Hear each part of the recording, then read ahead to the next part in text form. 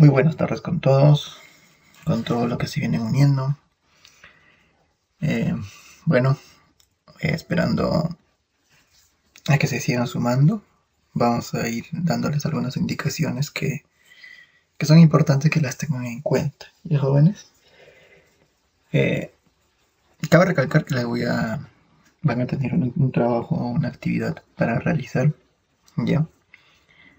Como les digo, si es que por ahora no llegan a estar o algún motivo, en esta primera parte voy a volver a explicar esto al terminar la clase. ¿Ya? Eh, Vamos a tener una actividad eh, o vamos a desarrollar un trabajo, ¿sí? Con respecto a lo que es sus, sus ejercicios, pero las cuales están planteadas en su compendio, ¿ya? Todos tienen su compendio, ¿cierto?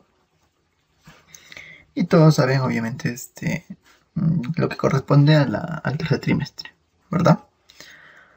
Ya. Eh, lo que van a hacer es lo siguiente, ¿sí? Va a ocurrir como una calificación propia de ustedes, del esfuerzo y de la retroalimentación que esto va a conllevar, el desarrollo de estas actividades, obviamente, y es bueno que lo realicen, ¿sí? Vamos a trabajar de acuerdo a esto. Van a hacer lo siguiente, ¿sí? Me van a presentar un informe, ya, un informe así sencillo, simple, ¿ok? Los pasos y el modelo yo te lo voy a dejar a ver cómo es que se va a hacer, ¿ok? Lo voy a dejar como tarea para que lo puedan subir a la plataforma, ¿ok? Pero sí tienen que tener en cuenta algunos puntos. Esos ejercicios que corresponden al tercer trimestre tienen que ser desarrollados, ¿ya? Desarrollados, ¿sí? Y como profesor, lo puedo hacer en fotografía, le tomo foto y se lo envío, lo marco y lo tomo foto y se lo envío. No, eso es muy fácil. Y eso no ayuda a una parte retroalimentativa, ¿ya?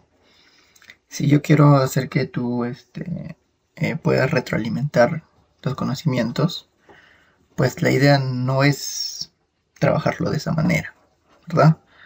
Porque es muy fácil marcar una X en lo que es, por ejemplo, la alternativa A, B, C, D y así sucesivamente. ¿Ya? Es muy sencillo, ¿sí? Entonces, por eso lo estoy dejando desde ahora, ¿ya? Para que me lo vayan a presentar en una fecha indicada. Obviamente no va a ser ni esta, ni la otra clase, ni la próxima. Va a ser en una fecha determinada, ¿sí? Pero sí va a ser, ¿cómo les puedo decir? Va a representar un buen porcentaje de su calificación, ¿ya? Aquellos alumnos que tuvieron algún inconveniente en el primer trimestre, segundo trimestre, incluso puede que esto les ayude en parte, ¿ya? Me gustaría que completen esta actividad, ¿sí? Vamos a presentarlo y lo van a hacer de la siguiente manera, como les digo. Van a trabajarlo así, ¿sí? Para que eviten el hecho de decir, profesor, a mano o cómo hacerlo, no. Lo van a hacer tipeado, ya en forma tipeada a computadora. Lo vas a hacer en un Word, ya, así simple. Yo te voy a poner un modelo de cómo lo vas a hacer, ¿ok? Lo vas a hacer en un Word y vas a ir enumerando, vas a ir, obviamente colocar el enunciado, ya sea la pregunta o el enunciado, y posteriormente la respuesta, ¿ok? ¿Estamos? ¿Ya? No te voy a pedir fundamento porque como son temas tratados, es parte de la retroalimentación, ¿ya? Si te pidiese fundamento, te aseguro que incluso no lo terminaríamos porque son preguntas regulares, ¿ya? Entonces, estoy trabajando solamente la parte retroalimentativa porque ya esos temas lo hemos trabajado también, ¿sí? Entonces, dicho esto, lo que vamos a hacer es desarrollar esas actividades, o sea, el compendio, y lo vamos a presentar en un informe, en un Word, ¿ya? Yo les voy a mandar el modelo, no se preocupen, va a estar en una, como una actividad de tarea, como, ya sea como una tarea, ¿sí? Y ahí ustedes van a utilizar ese molde para que puedan colocar el enunciado y la respuesta correcta. Nada más. Solamente es eso. ¿Sí? Pero obviamente ya el hecho de que tú leas el enunciado y digites la alternativa correcta hace que tú trabajes. ¿Ya? Porque mandarte a decirme que me tome foto y voy a marcar una X no es lo correcto y no sería lo correcto. ¿Verdad? Y no está nada difícil. Van a tener un tiempo prudente, se puede decir, para poder realizarlo. ¿Ok? Y va a ser una forma de presentar como que un trabajo de retroalimentación general, ¿no? De este tercer trimestre. ¿Sí? De esa manera vamos a trabajar. Y van a ver que incluso ya algunas preguntas no van a necesitar apoyarse de algún buscador o de algún libro o algo por el estilo, porque son temas que ya, o cosas que hemos ido tratándolo una y otra vez, ¿verdad? Pero de esa manera vamos a trabajar, ¿sí? Profesor, todo lo que es el tercer trimestre, sí, tanto biología como anatomía, ¿ya? Todo lo que corresponde al compendio en Word, ¿sí? Lo vamos a subir y eso va a corresponder, ¿ya? ¿Estamos de acuerdo, jóvenes? Sí, ¿verdad? Ya, de esa manera vamos a realizarlo, ¿ok? Ok, muy bien, perfecto, perfecto. Claro, porque también recordarles que esta actividad, bueno, como bien les digo, para los jóvenes que recién se están uniendo y que no han comprendido, les estoy diciendo, ¿ya? ¿Qué es lo que va a ocurrir? Que voy a dejar una actividad con un molde de cómo van a desarrollar este trabajo, ¿ya? Para finalizar este tercer trimestre, ¿ok? Entonces, no se preocupen, que al término de la clase también voy a volver a explicarlo. ¿Estamos de acuerdo? La cuestión es que quiero que hagamos una retroalimentación de todo lo que hemos visto, de todo lo que hemos tratado y todo lo que está en la parte de la práctica del compendio, ¿ya? La actividad del compendio, ¿sí? Es con respecto a eso. Ok, dicho eso, y teniendo que continuar con la clase del día de hoy, pues vamos a seguir, ¿sí? Vamos a seguir. Jóvenes, no olvidarse también lo siguiente, ¿ya? Porque parece que se nos está olvidando que seguimos en una etapa, en una pandemia, y la gente ya no hace caso, ¿no? Ya, ya hay reuniones sociales, ya hay el peloteo en grupo y todo lo demás, ¿no?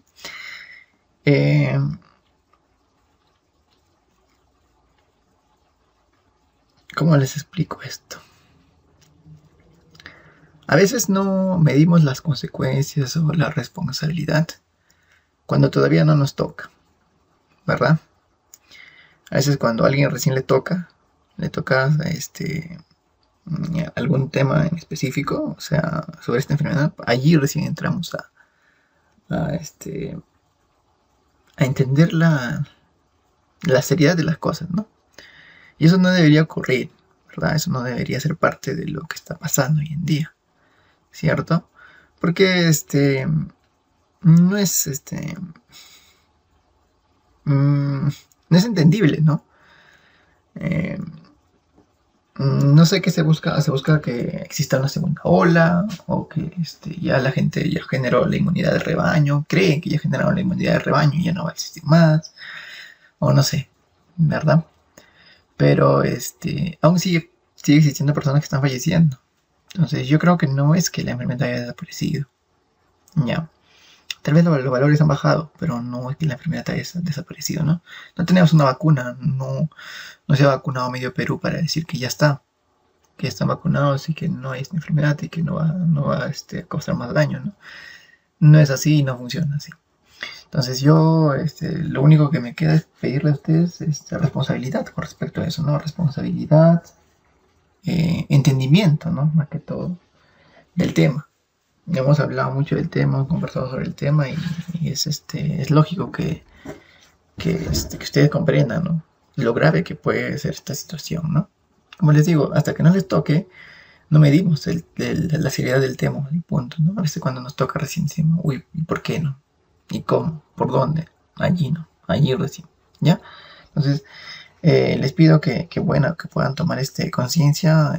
En todo caso, si por ahí alguien de ustedes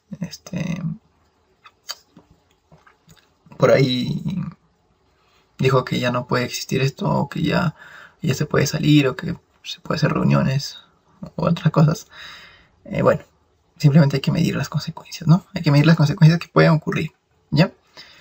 Tal es el caso de las marchas, ¿no? Que ocurrieron en Lima. Ya, voy a ponerles ese ejemplo bien sencillo, ¿no? ¿Qué podría ocurrir, o sea, ahora, ¿no? Claro, la marcha está allí, estuvo, se dio y todo ello, ¿no? O sea, no, por todo lo que estaba pasando, ¿no? Lógicamente, claro. Pero vamos al otro punto, ¿no? Ahí hubo un montón de personas, mucha gente, ¿cierto? Ya. Pero ¿cuál es el fin? El fin es esperar a por lo menos 2 o 3 semanas, donde los expertos y científicos han dicho que tal vez vaya a existir ahí un foco, ¿no? Un buen foco.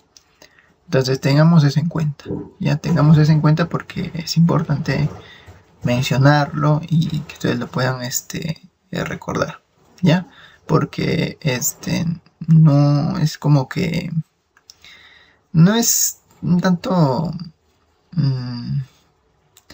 a ver cómo les explico. No sé si fue responsable, pero sí creo que las medidas se deberían haber usado, al menos en una gran parte de las personas. Y creo que sí también, ¿no? Sí también se vio que la gente estaba con la mascarilla y todo lo demás. Pero quieras o no, la aglomeración y todo lo demás puede hacer que pues las personas se hayan infectado, ¿no? Esperemos de que no exista un gran porcentaje, o que las personas que hayan asistido a ello ya hayan sido personas que en general hayan creado un tipo de anticuerpo, ¿no?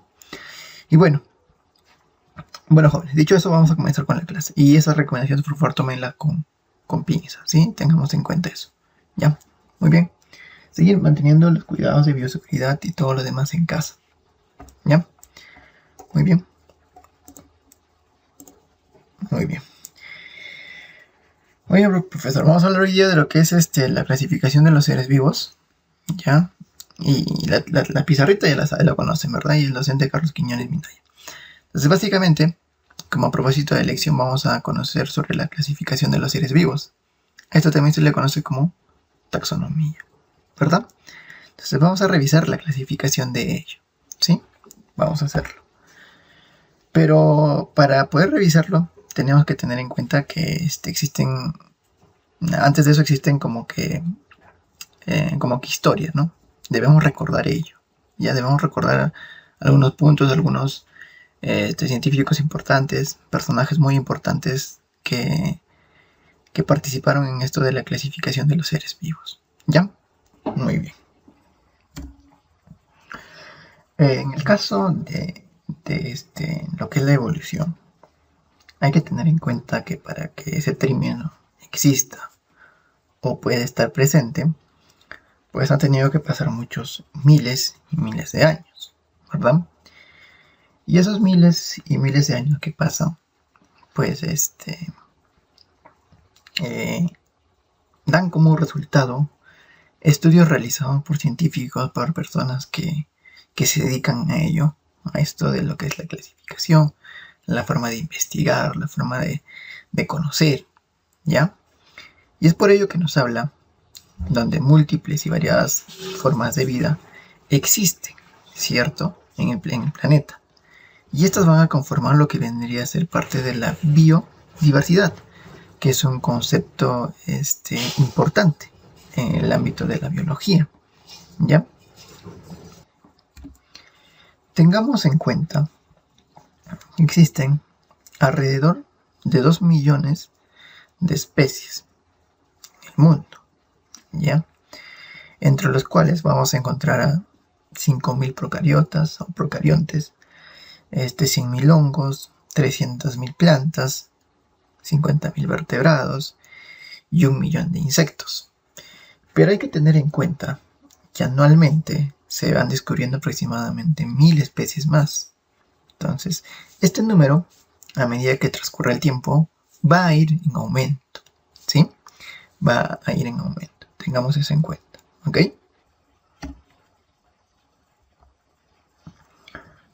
Muy bien.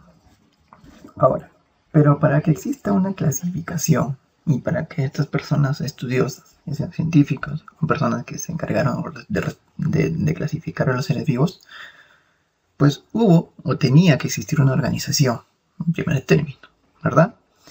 Tenía que existir un estudio de diversidad de los organismos y sus relaciones evolutivas, denominado sistemática, ¿ok?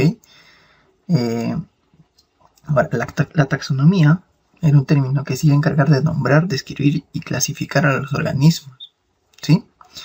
Y la clasificación, pues como definición básica, lleva a ubicar a los organismos en diversos grupos de acuerdo a sus semejanzas o relaciones. O sea, tiene que existir algo que sea especial en algunos animales o en algunos seres vivos que los diferencien de otros, ¿ya? Y qué tipo de relaciones tengan, ¿cierto? En eso nos basamos, ¿ok? En eso va a existir lo que es la clasificación de los seres vivos y todo lo que se hizo para que hoy en día tengamos el tipo de clasificación que sigue permanente, ¿ya? Muy bien. Muy bien. Entonces, existen dos tipos de clasificaciones, las cuales debemos recordar y deben ser muy importantes para nosotros.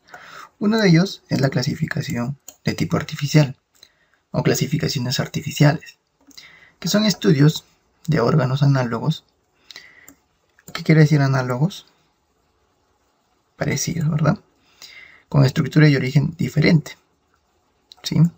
Con estructura y origen diferente, pero que desarrollan ¿qué? La misma función, ¿ok? Con convergencia evolutiva, ¿sí? En el caso de las clasificaciones naturales, pues es un estudio de órganos homólogos, ¿ok? Órganos homólogos con origen común, ¿cierto? Pero con funciones diferentes, ¿verdad? Con funciones diferentes. En el caso, por ejemplo, en este tipo de clasificación va a existir la divergencia evolutiva, ¿sí? En este caso, les voy a mostrar un tipo de clasificación natural del tipo, ¿ya? Del tipo de clasificación artificial, ¿ya? Primero vamos con el orden, ¿ya? Clasificación artificial y luego pasamos a las naturales, ¿sí? Entonces, en este caso, hay que tener en cuenta lo siguiente. En el tipo de órganos análogos, pues, vamos a comparar, por ejemplo, las alas de una ave con las alas de una mosca, ¿verdad? ¿Y cuál es lo primero que observas allí? ¿Tienen estructura similar? ¿Sí o no? La estructura similar no la tiene, ¿verdad?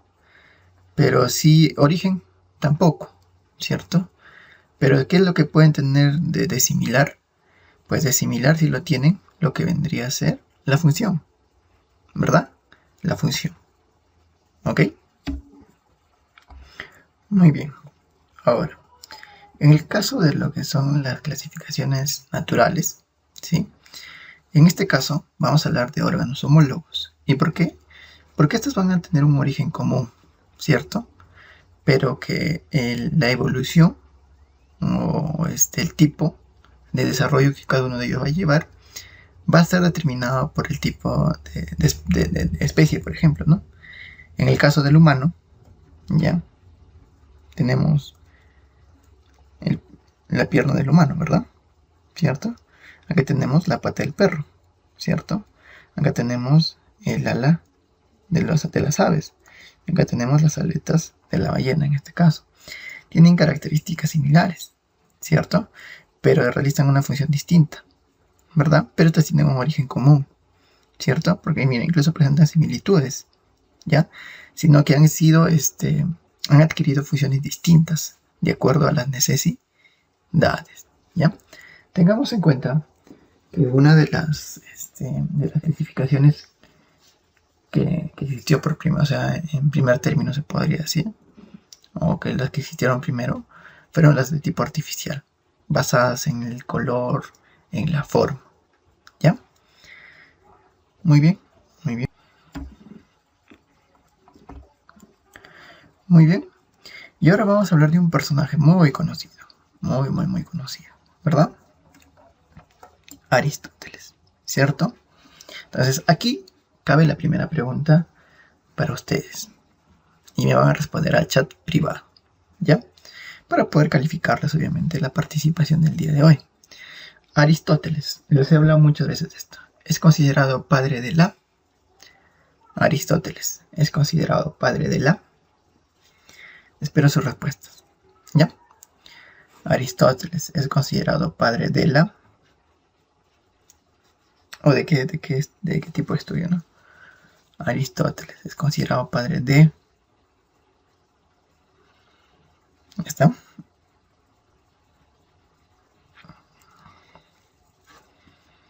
Espero sus respuestas.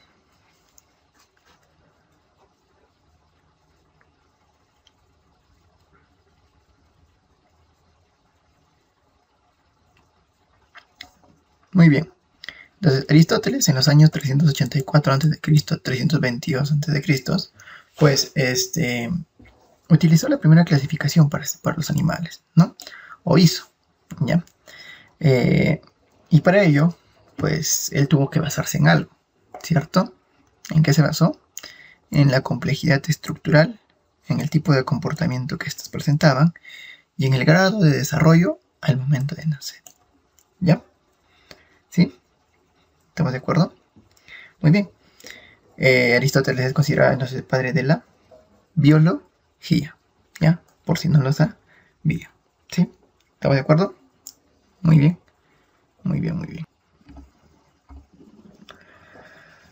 Ahora, tengamos en cuenta que Aristóteles clasificó aproximadamente 500 organismos en 11 categorías. ¿Ya? Pero estas categorías formaban estructuras del tipo jerárquica, ¿ya? Y ordenaba a los animales a partir de dicotomías, ¿sí? Y una dicotomía estaba basada en la elección de una característica entre dos alternativas, ¿ya? Y esto siempre se ha seguido manteniendo hasta el día de hoy, ¿sí? Este tipo de orden, ¿ya? Muy bien.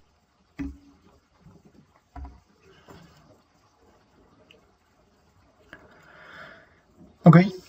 Y si alguien menciona a Carl Linnaeus, pues es un término ya conocido, o un nombre muy conocido, ¿cierto?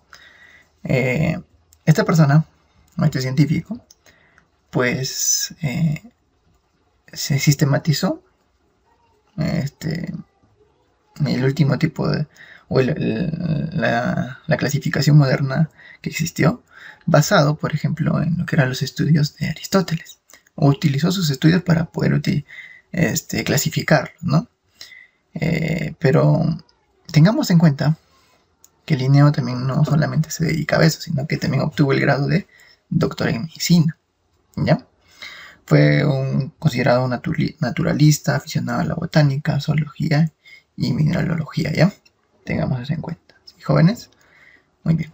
Entonces, ¿quién utilizó el tipo de clasificación de Aristóteles para posteriormente generar un sistema moderno de clasificación? Carlos Linneo, ¿verdad? Muy bien.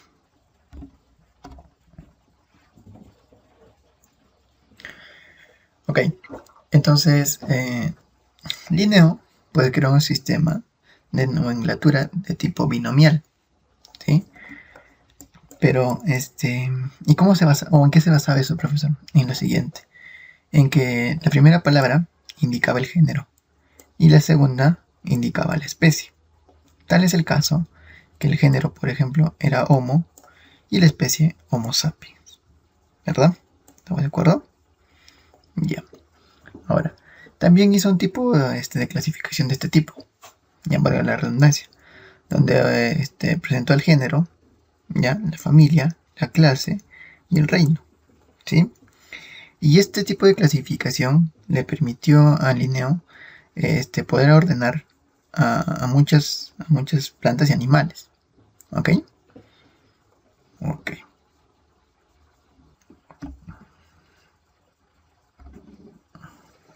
Ahora, Carlos Linneo fue financiado por Jean Frédéric y en 1735 publicaron el Sistema Naturae, ¿verdad? Que lógicamente estaba en latín, ¿cierto? Pero que traducido pues se denominaba Sistema Natural y estaba basado en 3 reinos de la naturaleza, según clase, órdenes, géneros y especies. ¿Ok? Ahora, y el tipo de clasificación, pues, lo obtuvo de la siguiente manera, ¿no? Reino animal, reino vegetal y reino mineral. ¿Ok? Y el tipo de clasificación o en el tipo de idioma de latín, ¿verdad? ¿Ok, jóvenes? Perfecto.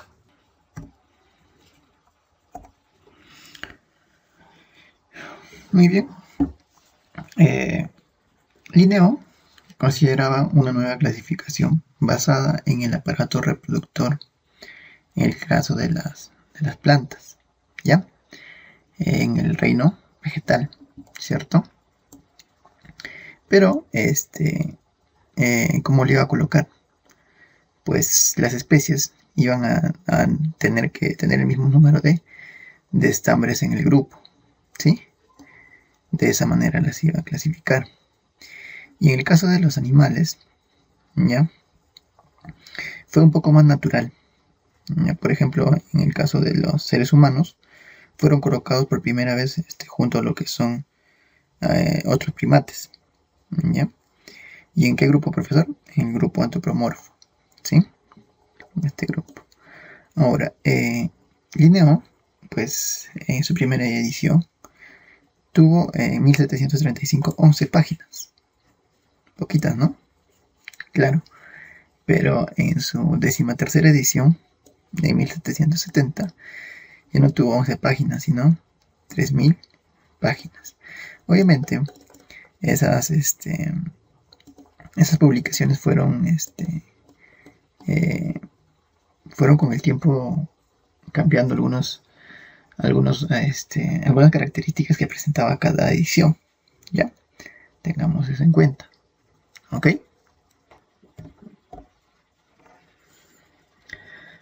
Ahora, en 1753, Carlos Linneo, pues, en su 10ª edición, Especies Plantarum, en 2 volúmenes, va a mencionar sobre las especies de las plantas, ¿sí? Y en el inicio, pues, de la nomenclatura moderna, ¿no? O sea, él prácticamente puso la primera piedra. Y fueron aproximadamente 5.940 plantas, las cuales él pudo clasificarlas en especies, ¿no? Y utilizó un tipo de sistema sexual, donde contaban los pistilos y los estambres. Y era una forma un tanto sencilla, ¿no? Para esa época poder clasificarlos con este tipo de publicación, ¿no? Que hizo Carlos Linneo. Y pues al final en el tipo de especie que utilizó fue un nombre binomial, ¿ya? Lo que pudo utilizar como término posteriormente, ¿sí? La nomenclatura binomial. ¿Ok, jóvenes?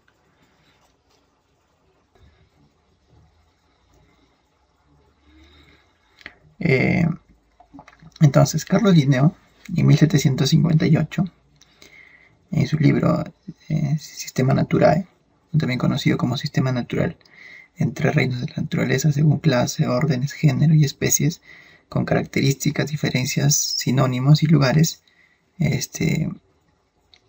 pudo utilizar lo que era la nomenclatura también zoológica, ¿ya? O más que utilizarla, la aplicó. Ya recordarán ustedes que anteriormente ya les mencioné que utilizó también la nomenclatura binomial, ¿cierto? En el caso de las plantas. En este caso también introdujo su nomenclatura zoológica para clasificar a los animales, ¿ya? Y clasificó aproximadamente a 4.400 especies de animales, ¿ok? Ahora, cabe mencionarte lo siguiente. En el caso de los Homo sapiens, ¿ya? En el caso de este tipo de clasificación, ustedes han observado este símbolo, ¿verdad? ¿Quién fue el primero en utilizar este símbolo? A ver, si primero vamos a hacer un recordatorio. Este símbolo, ¿quién representa? En genética mendeliana utilizamos mucho ese símbolo. ¿Sí lo recuerdan? ¿A qué representa ese símbolo?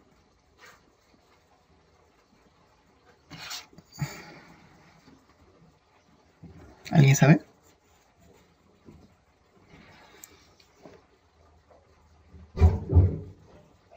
No, ¿verdad? ¿O sí? Ese símbolo, por ejemplo, en genética lo utilizábamos para lo que era denominar, por ejemplo, al macho, ¿no? Y el símbolo de abajo, pues, a la hembra, ¿no? Entonces, entendamos lo siguiente. A Carlos Linneo se le considera el creador de la taxonomía, pese a que él no fue el primero en hacer los estudios, sino que él utilizó estudios de sus antecesores, ¿no? Y como bien les decía, fue el primero en utilizar estos símbolos, ¿verdad? Y este símbolo de acá, pues, hace referencia a qué, profesor. Pues, ¿alguien sabe a qué hace referencia? A ver, si alguien también nos puede ayudar.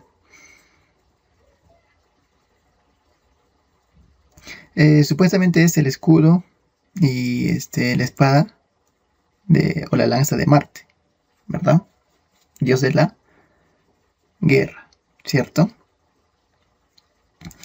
Y en el caso de debajo del símbolo inferior, pues va a representar el espejo de Venus o Afrodita, ¿no? La diosa del amor y la belleza, ¿cierto? Estos símbolos son muy utilizados, ¿no? Para describir lo que es hembra y macho, ¿cierto? Entonces, que no se te olvide eso, jóvenes. A Carlos Linneo se le considera como el creador o el padre de la taxonomía, pero obviamente utilizó los estudios ya realizados por sus antecesores, ¿verdad? Pero a pesar de ello se le considera, ¿no? Padre de la taxonomía. Muy bien, aproximadamente 100 años después, un naturalista inglés denominado o llamado Charles Darwin, hace mención de que todas las especies de los seres vivos han evolucionado con el tiempo, ¿verdad? A partir de un antepasado común mediante un proceso denominado selección natural. Y ese término ustedes lo conocen como trabalenguas, ¿verdad?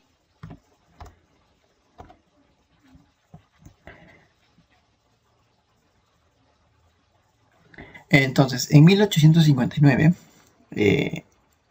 Charles Darwin también habla sobre lo que vendría a ser el origen de las especies por medio de la selección natural y la preservación de estas razas favorecidas en la lucha por la vida, ¿no? Y esto recordarán ustedes también que fue parte de lo que era el viaje que realizó, el viaje de Beagle, en 1831-1836, ¿no? Donde recopiló mucha información y pudo publicar esto, ¿no? Pudo publicar eso, ¿sí? Tengamos eso en cuenta, jóvenes. Muy bien.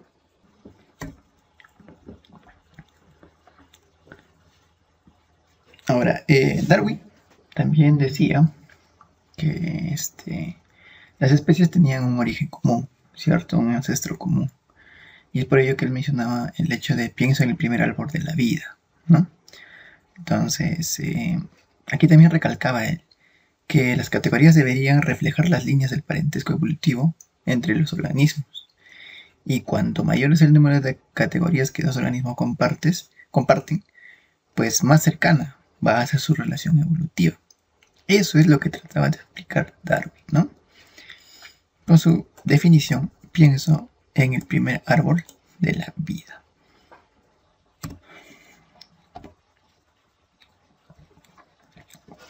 Existen criterios, jóvenes, que son importantes para lo que es la clasificación taxonómica, ¿ya? Este es el caso, por ejemplo, de los criterios anatómicos, que se basa en lo que vendrían a ser los análisis de la anatomía externa e interna, ¿sí? Existen también criterios paleontológicos, que son el resultado del análisis de los fósiles. Existen criterios embriológicos, que resultan del análisis de las diferentes etapas del desarrollo embrionario. Y también existen criterios bioquímicos, que son el resultado del análisis molecular de proteínas y del material genético. Todos estos criterios son muy, muy importantes para lo que es la clasificación de los seres vivos. ¿Ok?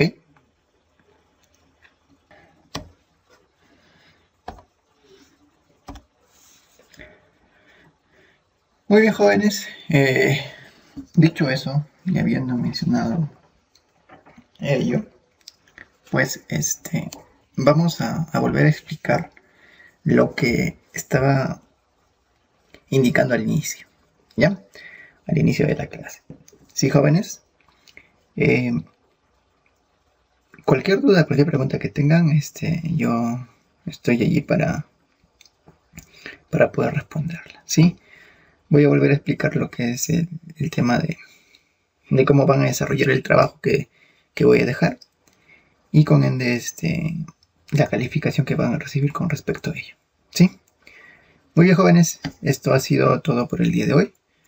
Ha sido un gusto compartir con ustedes esta clase, ¿sí? Voy a pasar a explicar, por favor, todavía no se retiren. Voy a pasar a explicar el trabajo que van a realizar para los que aún no han estado en el momento que lo hice.